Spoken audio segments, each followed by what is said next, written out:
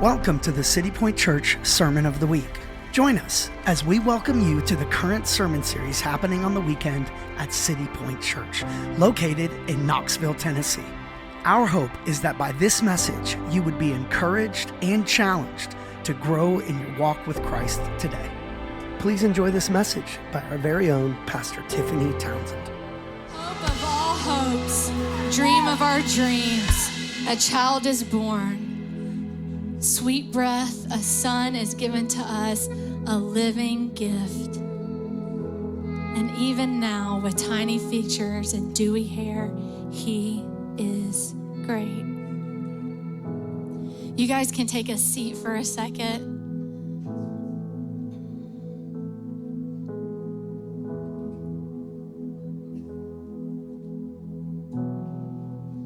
We want to welcome you guys. I love this song. I love Angels We Have Heard on High. Because if you read in Psalms, it's so great because they said, we heard a rumor that your ark was in Bethlehem Ephrata. And then in Micah, he says, Bethlehem Ephrata, you are a no poor relation because a ruler will come out from you. And what does that mean? And why do I keep saying that? Well, there's an area, Ephrata is an area in Bethlehem where it was a pasture where the shepherds would guard the Passover lamb. And they would shepherd there. And each year the priest would come to that area specifically. And they would examine the perfect lamb for Passover. If you remember, for Passover, a lamb had to be without blemish and perfect in order to be the sacrifice. Interesting enough, the priest would take the lamb and would put it in a manger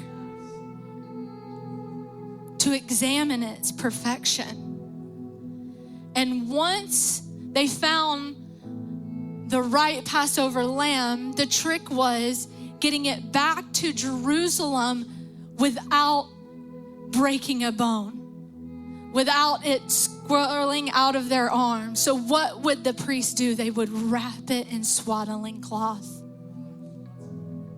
So when the angels came to those shepherds who were guarding that pasture, the pasture which held the Passover lambs, and said, the King of Kings has come. Do not fear. You'll find him what? In a manger, and you will find him wrapped in swaddling cloth because he is our Passover lamb. The King has come. Is that not beautiful? Is that not beautiful? If you read in scripture, you know that the Jews awaited along the Messiah. They longed for the Messiah, and they knew that he would come. And the thing is our Father in heaven planned this from creation.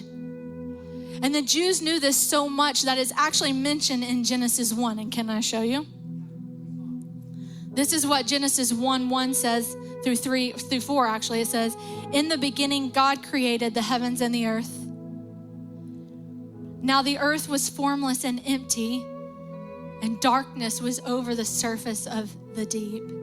And the Spirit of God was hovering over the waters. And God said, let there be light.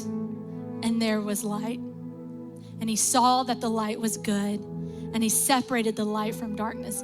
Did you know that in rabbinic history and in rabbinic text, that phrase, let there be light, was always translated as let Messiah come? Always, let Messiah come. So then we understand, while the Pharisees were crashing out so hard at Jesus, when him and John, when he says, I am the light of the world. I am that light. I am the light of the world. Those who follow me will not have to walk in darkness, because you will have the light that leads to life. This is what they meant. They're like, wait, are you trying to tell me that this carpenter's son, because they knew what that meant.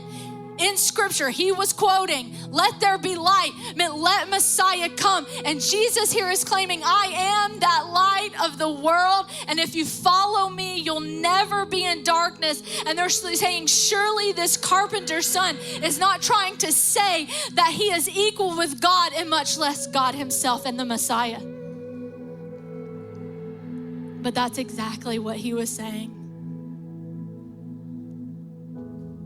And they wouldn't listen to it, and they hardened their hearts.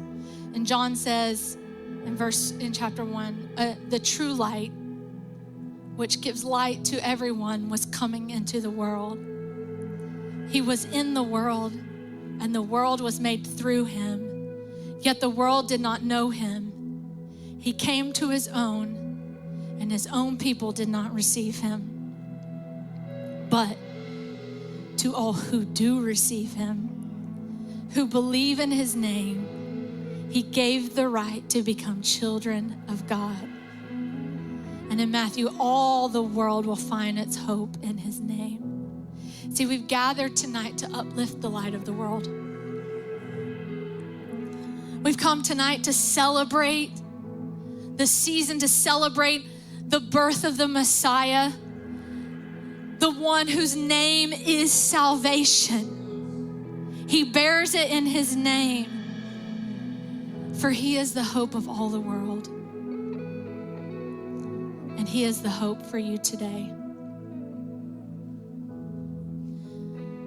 Some of us, we've been walking around in darkness for too long. We've been walking around in our compromise. We've been walking around in darkness for way too long. And if you will believe it, the Lord is drawing you here to himself so that he may give you the life that you were created for. I was astounded by this thought. Several weeks ago, I was praying, and I became overwhelmed by it. And I want to share it with you because I think that it'll really minister to all of us, this thought. Okay, so think with me, if you will, your area of Knoxville that you live in, or the surrounding areas. All right, I live in West Knoxville, in the Bluegrass area. Okay, Knoxville's so big, and West Knoxville is so big it has its own area names. Isn't that weird? That's crazy. Okay, so I live in the Bluegrass. I don't even live in this area, right? This is West Knoxville. So think of your area. Think about your stomping grounds now. Think about your grocery store, your Kroger, your Publix. And when you walk around in your area, the area that you're most familiar with, how many people do you think know your name? I run into people at our Kroger. Don't say nobody knows our name. There's people that know my name. All right? I'm not from Knoxville, so I say it without the S because it doesn't have one. But if you're from here, you call it Kroger's. That's weird to me, but that's fine. Side note. All right, so think about your area. So your area compared to the city of Knoxville is probably not very big, right? And Knoxville is really not that big in comparison to Tennessee, the whole state. And Tennessee is actually not that big compared to the United States. And the United States is not actually that big compared to the entire population of the world. I had to go to my friend GBT to do some math for me. But the average person probably knows about 100 to 300 people. So that means out of the billions of people who walk this earth, only 0.00000, that's 5 zeros, 1, 2, or between 0.000037% of people actually know your name. It makes you feel so small. I just want to be in a place where everybody knows my name. Cheers. Okay. But think of this though. 0.0000012% probably know your name. But there is a God in heaven who knows not only your name, but he knows the amount of hairs on your head. He knows your hopes. He knows your dreams. He knows your fears. He knows your secrets. He knows your thoughts. He knows everything about you. Your morning, your night, what you ate for breakfast, everything about you, who you were, who you are, and who you will be. And he formed you in your mother's womb. I want y'all to grasp this, because I think we grow up in the church and we hear this all the time, that we don't actually grasp this in our heads, right? So grasp this. Out of the population, about 0.0012% know your name. But not only does God know your name, but he formed you in your mother's womb. He created you for a life of purpose and a life of worth and a life to be with him. Listen to what Psalm says.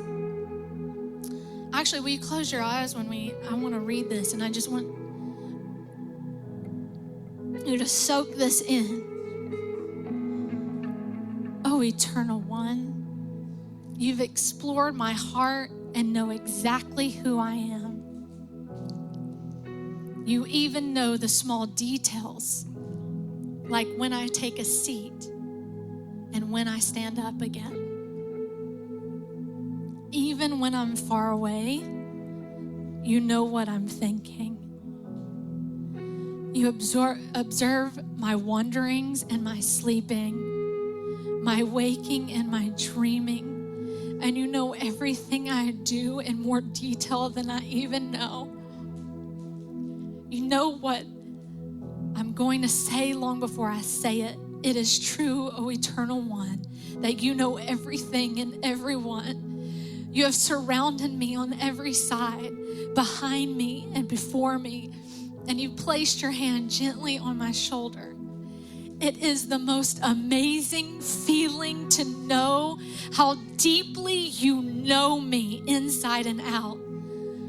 The realization of it is so great that I cannot comprehend it. For you shaped me inside and out, and you knitted me together in my mother's womb long before I took my first breath. He cares so deeply for you as an individual that he brought you into a place, a house of worship where he wanted to meet you. I've been praying for I pray for divine appointments all the time, that the Lord's presence will be so thick in here that when people come in, they will experience something that they've never experienced before, or they'll experience it all over again. Do you understand that he loves you so deeply, so incredibly deeply, that he knows you so incredibly deeply, that he has drawn you here for this moment to worship him, and for him to say that you are worth something, that you are special, and he is your hope of all hopes.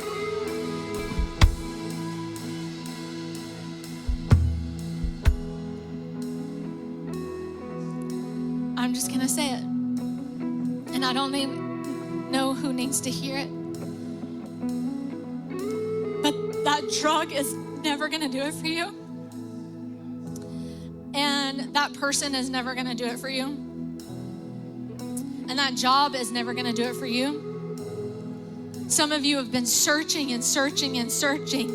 It's like army crawling just to find him, to find back where you're supposed to be, to go back to that place that you thought you once were and where you wanna be. You're so lost. You've been sitting in darkness for too long.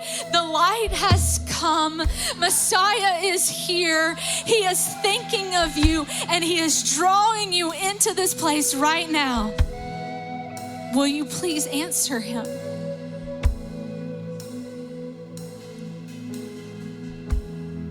Tonight in this room, there are 3 people here. There is the one who has been just begging the Lord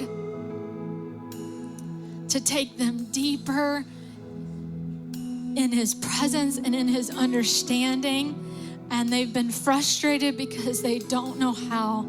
And tonight the Lord is going to give you that experience that you've been wanting. And then there's the person in here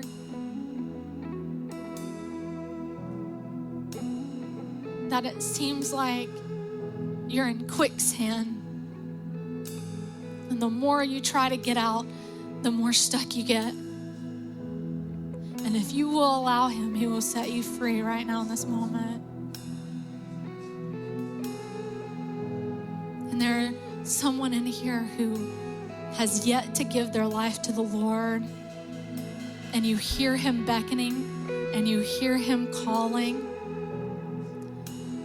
You may not know who I am, so you may not trust me yet. But if you could, just try to trust me when I say that you won't regret making Jesus Lord of your life. You won't regret surrendering everything to him. You won't regret dying to your flesh and serving him all the days of your life. You will have joy, unspeakable joy, joy that goes beyond understanding. You will have peace that goes beyond understanding. And in the chaotic times, because hey, we live in the world, it's still chaotic. In your chaotic times, people will look at you and go, why are you not falling apart? And it is because of Jesus.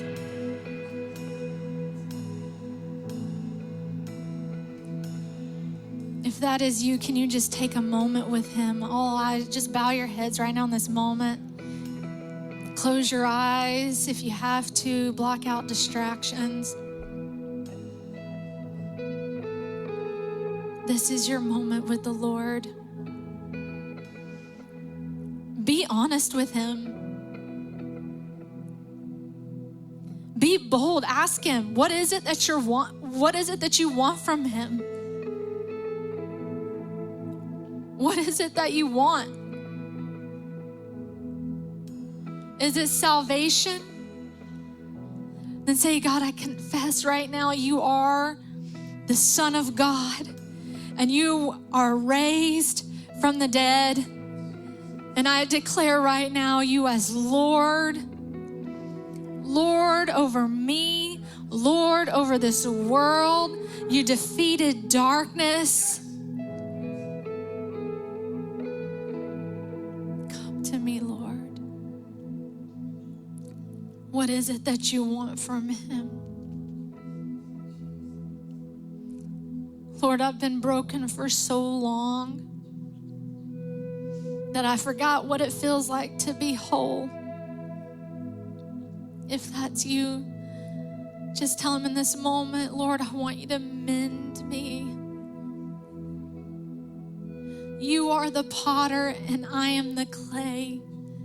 Mold me and make me into what you have for me. Use me, Lord.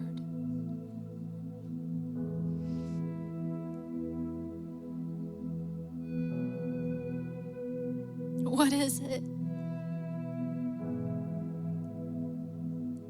What is it you want from him? If you want to go deeper. God, I've never felt your presence tangibly. If that's you just right now in this moment, God, I want to feel your presence tangible. I want to know you. I want to feel you.